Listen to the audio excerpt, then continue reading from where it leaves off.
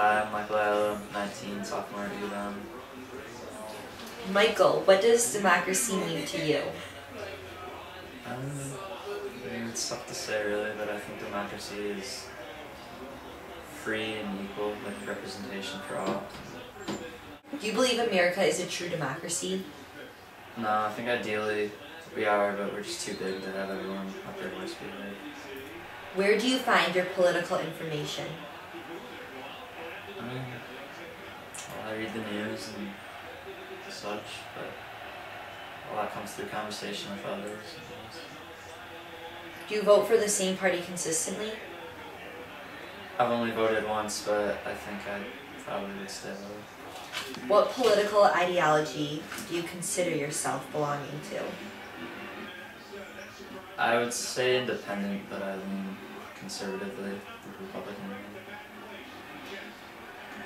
What is the biggest factor when you enter the voting booth?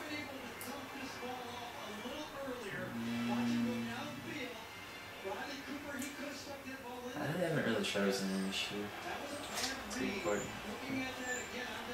Thank you.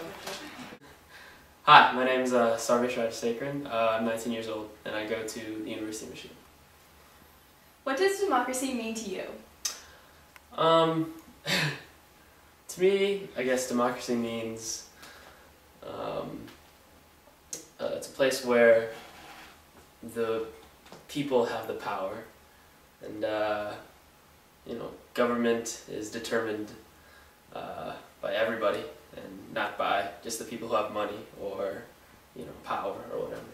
Do you think America is a true democracy? No, it's definitely not. America is actually like a democratic republic, so yeah, true democracy. Back in the day, I guess we had true democracy, with all town hall meetings and where everybody determined, stuff, but not anymore. Would you change anything about America's voting process? Yeah, I think I guess it's kind of a broad question, so I don't want to get too in-depth with my answer, but I definitely think that the electoral college system needs revisions, and it's not really accurate, I guess, in how it puts the votes and stuff like that. So where do you find your political information? I guess I don't know. I just think about it, and I don't know. Everybody should just shouldn't depend on one news source or another, but just get it from a lot of different places, I guess. And what is the most important issue to you? I would say that civil liberties, such as abortion rights, gay marriage, things like that, are my most important issues. What political ideology do you consider yourself belonging to? Probably. Definitely liberal. It depends on the issue, but pretty far liberal, I'd say. Thank you. Yeah. My name is Sylvester. Okay. What does democracy mean to you? I believe democracy is where people are free to express their views and nobody is under anyone's control. People are free to express their views. That is the main idea that I have. Where do you find your political information? I'm not so political, to be honest. Yeah. Okay. Where's Johnson? 44. I hate you telling me that. What does democracy mean to you? Democracy. That's a hard question. Well, the ability to have everybody live their life their own way, and not live in a communist country where the government rules everything, which they do over here anyway. So do you believe America is a true democracy? Yeah. Okay. Where do you find your political information? Actually, I do a lot of reading. I read a lot of political magazines. I get a lot of it from the web, and me and my mom have debates all the time. Okay. Do you vote for the same party consistently? Yeah. And would you consider what political ideology would you consider yourself a part of? Democrat. Okay.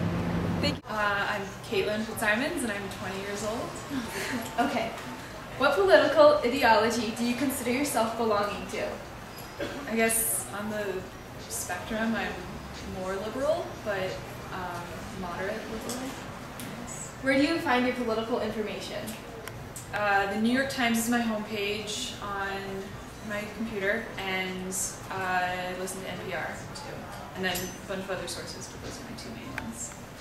What issue is most important to you? I guess like social issues probably in the past have been more, but now that I'm starting to think more, but I guess now that I've started to be exposed to more issues, it's more, I guess, fiscal or, I don't know, money issues, I guess financial issues have a bigger impact. And what is the biggest factor for you when you enter the polling booth, or the voting booth? Probably, I mean, like I said, I guess social issues have been in the past, because I feel more strongly, more passionately on those. Hi, I'm John Fazzola. I am a graduate student instructor at the Ford School of Public Policy. I instruct undergraduate policy classes here at the Ford School, and I'm also a graduate student at the Ford School and the Law School. Mr. Fazzola, do you find young voters to be very impressionable? Yeah, I think young voters are really knowledgeable. I think a lot of young kids read the newspaper, are on the internet a lot. So I should say read the newspaper electronically, and I think the access to information helps that. What do you think specifically about today's generation? The younger generation? So your generation? The voter generation. The voter The generation. young voter generation. I think a lot of specific.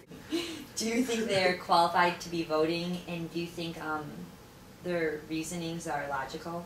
Oh, that's an interesting question. I definitely think they're qualified to be voting. I think sometimes any person's reasoning could be illogical. There are interesting studies out that young people between the ages of 18 to 25 don't function. Young kids developmentally aren't to the developmental stages of adults, but I think a lot of kids are very involved, read a lot more than some older adults, and are actually more interested in issues that affect them than some other people that we might attribute more responsibility to. How is this generation of young voters different from previous generations? I think a big thing is the access to information, being able to be connected with each other, so with their peers and with their family at a much greater rate. I think the big thing though is being able to go online and read a newspaper from India, read a newspaper from Ghana, read a newspaper from Eastern Europe, just like that, whereas previous generations weren't able to do that. So I think in terms of politics, this generation has a broader scope of interest in a bigger worldview than previous generations. What, in your opinion, should be the greatest concern of young voters? Wow. That's too tough of a question. I think there's a lot of things to be concerned about. Yeah, so young people should definitely be concerned about the economy. It's going to affect them. It affects their opportunities and what they're going to be able to achieve. The war in Iraq and the wars in Iraq and Afghanistan should definitely affect this young generation. I think certain portions of that generation and mine are disproportionately bearing the burden of those wars, and I think that should be a concern that's not really addressed much by our political leaders or our community. Yeah, I think there's a lot of things. This generation of voters has a lot of important issues that they're going to have to address, and a lot of great opportunities to change the world for the better. It seems there's a lot of doom and gloom out there, but there's a lot of great opportunities. And what do you think of the voting age? I think 18 is a good age. It's 18, right? Yeah, I don't know. I think 18 is an appropriate age.